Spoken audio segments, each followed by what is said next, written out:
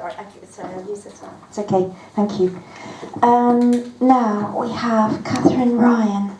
I'm sorry that you're having to go second after that very moving presentation by Gemma. So, but we're all delighted you're here. And Katherine is doing a PhD at the moment at Trinity College Dublin, and she is doing it on the erasure of female identity. Thank you. Great.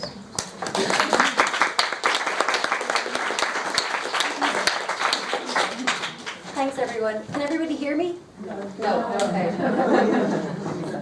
Is that better? Okay, perfect. So my PhD is on the erasure of female identity, and this paper forms the second chapter of what I'm currently working on. Can you use the other microphone? Yeah, I can definitely do that. Yeah. That better? Okay, I won't laugh into it. So my paper today is entitled Evicted from Eden, the Semantic and Ontological Deconstruction of Woman. So my research is focusing on the underrepresentation of women's voices, and it aims then to prioritise the potentialities inherent in the platforming of women's experiences, perspectives and voices. And it is imperative that it seeks to engage in the deconstruction of the privileged position of the patriarchal hegemony. So when I first kind of entered into the PhD journey, I was doing a lot of research around feminist linguistics, and what became immediate and apparent to me was how much of the language that we read and consume is so male-oriented. And then I decided that I was going to just use women's voices in my research. I wasn't going to use any male theorists or anything like that. And I was looking at ways in which I could perhaps kind of maybe work around doing more work on what the French feminists did around écriture féminine, in looking at, is it possible to create gynocentric language? And if we can create it, what do we put in its place? So is it merely a case of, or what am I trying to say? Is it merely a case that we replace like androcentric language with gynocentric language? And how do we go about doing that? So I'm going to open with a quote from Julia Penelope. And she says, "Men control naming, an important aspect of any language. What men notice and therefore name is real. First, men name whatever it is they think it needs labelling. The names, once chosen, set the boundaries on what makes sense to members of a culture. Once they have established the limits of what counts as legitimate commentary and what doesn't, various distinctions must follow as they protect the internal coherence of their discourse against evidence that contradicts their descriptions. Once men have brought something under their control by naming it, recategorizing it, or renaming it, it becomes a difficult task, since most people seem willing to accede to what is and what is not of patriarchal reality."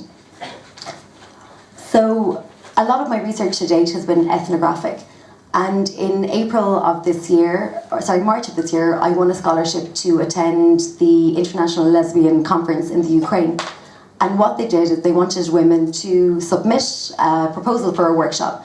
So my background is in theatre, so I wrote an application to give a workshop on female identity and what it means to be a woman.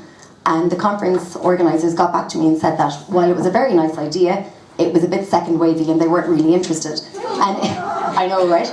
But in a follow-up email, I then received a full scholarship to go to the conference. They paid for my flights, my conference fees, and things like that. So kind of this is in keeping with what went before. So I'm just going to read what was on the brochure for that. Okay. So the use of the term lesbian is deliberate and reflective of the political effort for visibility, empowerment and representation. The conference welcomes all lesbians with an asterisk, meaning anyone who identifies as lesbian, trans lesbian, feminist, bi or queer, and all others who identify within lesbian star activism. So you can imagine it was like walking into my worst nightmare. The conference was full of all these liberal feminists, and there was conversations around pornography and extolling the virtues of sex work. But what happened at that conference was that the far right, the Christian far right, were protesting outside, and the conference delegates weren't actually allowed to leave the venue because it was deemed to be unsafe. So for the first time in my life, I was somewhere as a lesbian, and afraid to leave the venue. And what was really interesting about that experience was the fact that there were so many people who identified as lesbians. Many men were there and lots of trans individuals, but it missed the point of what being a lesbian was, because they were looking at lesbians as being anybody who identifies with the term rather than being like a homosexual female. So I digress, I'll get back to my paper. So in my work, I was looking at this idea of using like woman with a Y and replacing like the E with the Y. And this was done really, as I suppose, as a homage to what went before. But what I'm really interested in, like having this discussion, is how do we actually create a new form of language? Is it possible to create this? And what are the things that we need to do in order to be able to create it?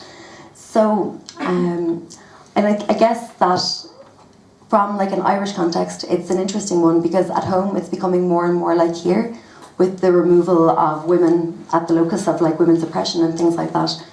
And it's becoming a really, really scary place, especially within academia, because there is no space to actually have these conversations around the erasure of female identity. So there has been a steady increase in the contemporary lexicon in the removal of women from biological campaigns, examples such as chest feeders being used in lieu of breastfeeding, which is still considered a taboo subject. And then last year in The Guardian, 2018, they ran a survey inquiring how many women were affected in their daily lives by their periods, and they referred to women as being menstruators. And in Ireland during the abortion referendum, there was a lot of talk about being inclusive of trans bodies and non-binary people. And in my university, I was part of like the abortion like campaign group, and there was a video circulated to woke individuals pertaining to people who get pregnant. And what they did with that is they didn't actually release it into the mainstream, because it was deemed to be too alienating, because obviously women are the only people who get pregnant. It isn't, you know, people who identify as women or anything like that. And that became really problematic. And in Ireland, there is a move towards this erasure of female identity. And I work in the Students' Union in college, and I went last year to Pink Training. I don't know whether you have something like that here, but Pink Training is basically a weekend event for students who are somewhere along the LGBT spectrum. And this year I went as a delegate, and what was really interesting walking into that space was just, I suppose, capitalism and how all of these flags for all these new identities were being represented, and there were people there selling merch and whatnot. But what was really interesting was that sexuality, according to the young people, is somewhat outdated. And it was more to do about whether you were trans or not. And a lot of the cis, inverted commas, people that were in attendance really spoke about how alienated they felt from the whole experience, because the conference was really promoting trans ideology. And I went to a workshop entitled Women's Sexual Health, but it was actually Woman Star. So I raised my hand and I said, so if there's a woman star, is there a man star? Which, you know, should be the case. If we're going to be like redefined, then there needs to be the same equivalent for men. And I was told, oh no, just woman star. And there was like this in-joke about how not all of us women had like uteruses or cervix and whatnot. And I suppose it was that moment really that I realised how isolating it actually is when you believe something completely different to what everybody there was. So I'm going to finish up now in a moment. So in order to challenge the patriarchal norm of language construction and the use of language as a form of keeping women oppressed and others, it is imperative to look at the ways in which women have been enslaved within the patriarchal lexicon. Online, much of the language circulating has seen the rise in the normalisation of misogynistic language, hate speech, rape threats, and the vitriol of the trolls.